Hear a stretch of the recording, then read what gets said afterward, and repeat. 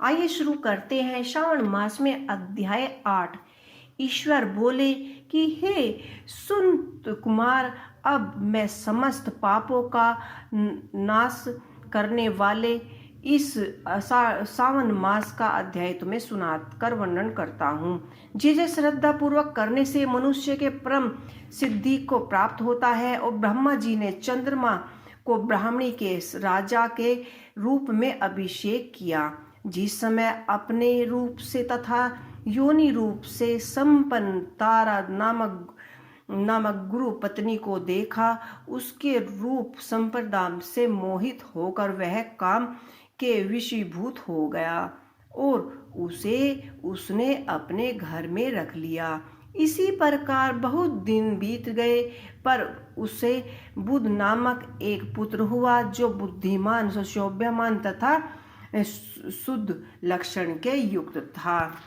गुरु बृहस्पति जी कहते हुए कि तारा चंद्रमा के घर में स्थित है, तब उन्होंने चंद्रमा से कहा कि मेरी पत्नी को वापिस कर दो। अनेक उनके इसी तरह से समझाने पर भी जब चंद्रमा ने तारा को वापिस नहीं किया, तब बृहस्पति ने देवताओं की सभा में जाकर देवराज इंद्र को यह वैदिक बतलाया और कहा कि हे शक, आप देवताओं के राजा हैं, अतः अपनी आज से आप उसे दिला दें, अन्यथा उस चंद्रमा के द्वारा किया गया पाप आपको ही निसंदेह लगेगा।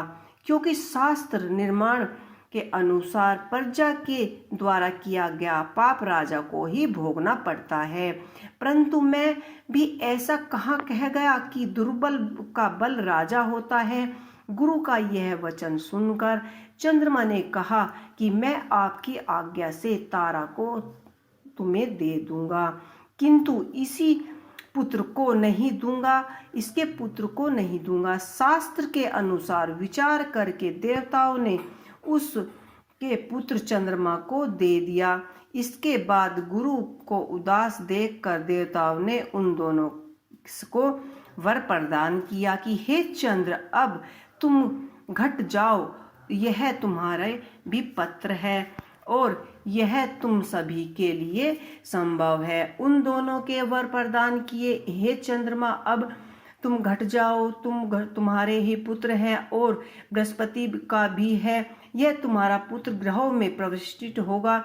यह सुरचार्य, अब यह तुम्हारा ही शुभ वर ग्रहण कर कीजिए कि बुद्धिमान व्यक्ति अब दोनों बुध और गुरु का व्रत मिलकर करेंगे, उसकी संपूर्ण सिद्धि होगी। यह मेरा सत्य है कि उसमें संदेह नहीं है। शंकर जी के लिए अत्यंत प्रिय इसी श्रावण मास के आने पर जो लोग बुधवार और बृहस्पतिवार और पूर्ण अध्याय का पाठ करते हैं, उसे सिद्धि की प्राप्ति होती है। इसी व्रत में दही तथा भात का निवेद्य व्रत सिद्धि के मूल हेतु किया जाता है। स्थान भेद से अपने मूर्ति द्वारा पूजा की जाती है। इसी प्रकार 7 वर्ष तक करने के बाद उद्यापन करना चाहिए। उद्यापन से पहले भी यह व्रत नहीं किया जाता। तो इसी के साथ आपको यह हमारा श्रावण मास का अध्याय कैसा लगा, कैसी हमारी कथा लगी, ये हमें ज़रूर बताइएगा। और इसी के साथ सभी को नमस्कार।